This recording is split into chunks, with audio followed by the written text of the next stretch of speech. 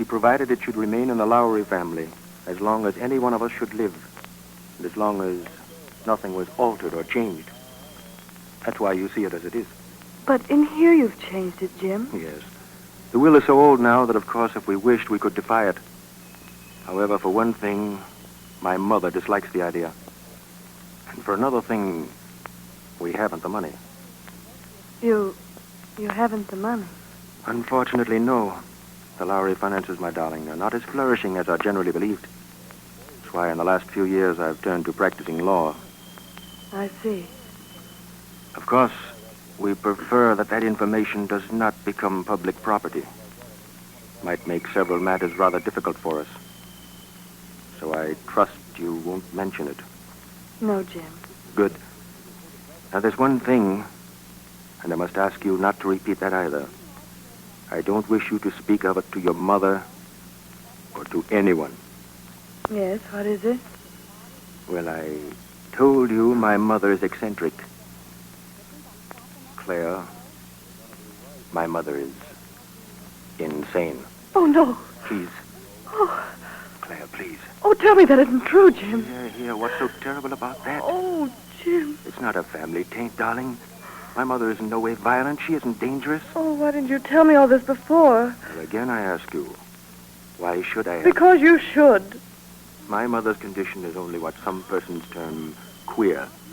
You see, her mind is distorted, shall we say, by a terrible tragedy. She watched my father as he burned to death underneath her overturned car. She feels that she should have saved him, which she couldn't have done, of course. But it has preyed on her mind. But why can't something be done for her? Nothing can be done. Where is she? She lives on the top floor. She has it to herself. No one except one of the servants, Ellen, is permitted to go near her. Strangers frighten her. I'm sure you won't mind if I ask you to confine your activities here to the 2 lower floors. No, I shan't mind. But, Jim, why do you keep her here? Why don't you send her somewhere to an insane asylum? Because, Claire, she's my mother. I believe you can understand that. Could you permit your mother to undergo that? Oh, don't talk about it. Don't talk about it. Very well. Why should either of us talk of it ever again? I've told you everything. So now you can forget it. We shall go on living our lives happily, my darling. We have one another, you and I. That's what's important. And though I do love you so, my darling. You're the only bright, pretty thing in my life. Those slender white fingers of yours, they curl so tightly around my heart that they should ever loosen their grip. Perhaps I should go mad. You're everything, Claire. Everything. Never be afraid again, never. Just trust me.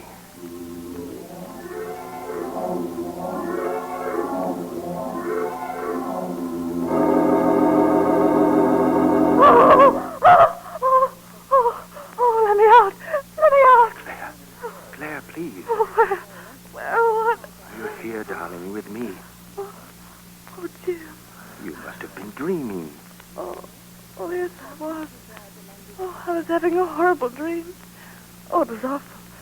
My mother was in a house that was falling in the sand, and she was going insane, and I couldn't help her. They wouldn't let me go to her. It's just your mind, mixing up all the things you learned tonight. Oh, yes. So now that you see it was all a dream and how silly it all was, surely you won't dream like that again. You must not let your mind linger on such thoughts. Have I not asked you to trust me? Yes, Jim. I'll try not to dream anymore. I'll play fair. I'm all right now, fairly. Good night.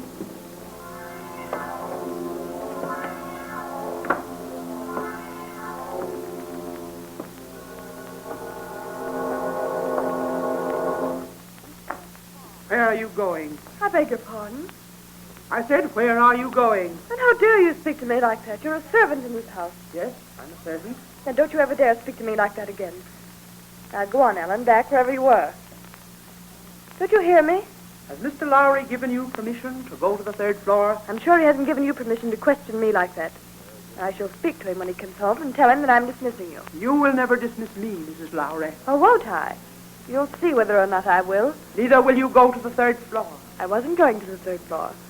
Thought I'd gone to the kitchen. Will you stop your impertinence at once and do as you're told? If you'll step aside, I'll go where I'm needed, above, to her. All right. Go ahead. It may be the last time you'll ever go there. Thank you.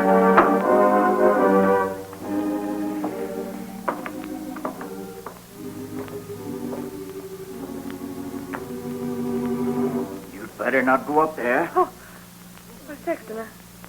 I wasn't going anywhere. I was just on my way to my room. Yes. Why aren't you below where you belong? Yes.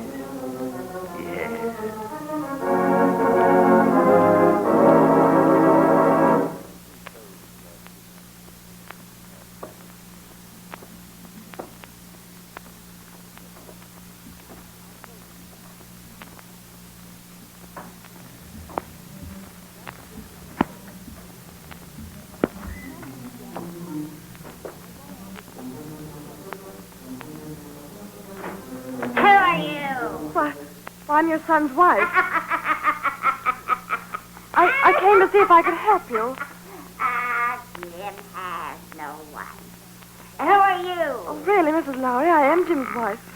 I suppose he told you. My Jim would never marry you. Well, he is married to me. You must have forgotten. I never forget anything. The way God punishes me. He hurts me because I'm a coward. I let Harry burn up. Do you hear? I let him burn up. Harry,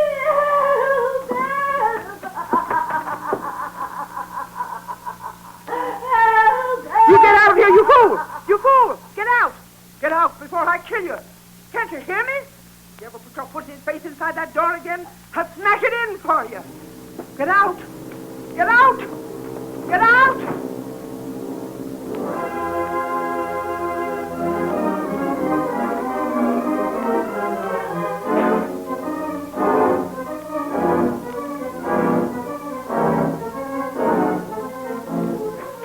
What have you been doing, Claire? What do you mean? Ellen just phoned me that she found you in my mother's apartment. The shock of your appearance brought on another of Mother's attacks. Didn't you promise me you'd never go there? Did you go there after I told you not to? What Ellen told you is not true, Jim. I accidentally went to the third floor, yes. My mind must have been wandering, and I thought I was on the first floor instead of the second. When I found out where I was, I left. Then you didn't talk to my mother? No, I didn't have time. She fainted. That's a lie. She's talking to her. She's quarreling with her. I wasn't. I've never known Ellen to lie before, Claire. She loves my mother. She has no reason to be telling an untruth. No. No reason except that she knew I was going to fire her for neglect of duty and insubordination. What did you do, Ellen? I've done nothing. I caught this woman in your mother's rooms and ordered her out. And I told her if I ever caught her there again, I'd smash her face. I meant it. Will you send her out of the house, Jim? Do you dislike my wife, Ellen? It don't matter to me one way or the other. But you'll stay away from my mistress. You can believe whichever one of us you want. Why did you lie to me, Claire? Get away from me, Jim. Don't you touch me. What do you think you'll gain by lying to me? Get away, Jim. You'll get this through that empty, selfish head of yours. I'm the head of this house. I'll hire and fire servants as I see fit. You'll have nothing to say about it.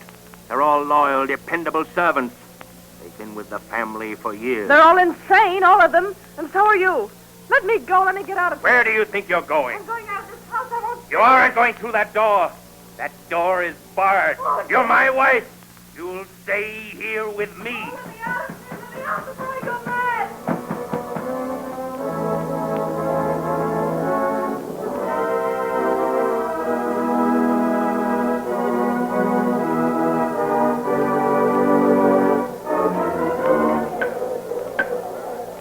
Order in the court. Order in the court. That, Your Honor, is the terrible problem that's facing me. And how did you get here, my dear? I found one of the servants I could bribe. Wilkins, the butler. He helped me escape. And now you want to know what you should do next? Well, Your Honor, I know that legally I am his wife. But I can't stay in that madhouse. I won't. And I don't dare go to my mother's because he'd find me there and he'd take me back. Oh, please help me, Your Honor. My dear Mrs. Lowry, on the basis of your story, just as you've told it, it is very easy for me to advise you. Of course, I'm not entirely sure that you were really in love with this man when you married him.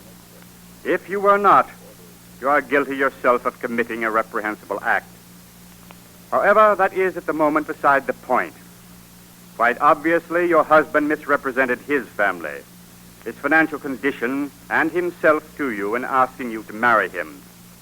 In so doing, he committed an act for the commission of which the laws of this state permit an annulment of your union. In other words, of your marriage contract. Also, our churches recognize the necessity at times of marriage annulment. Therefore, if I were you, I should proceed at once to petition in court for the dissolution of this marriage. Thank you, Your Honor.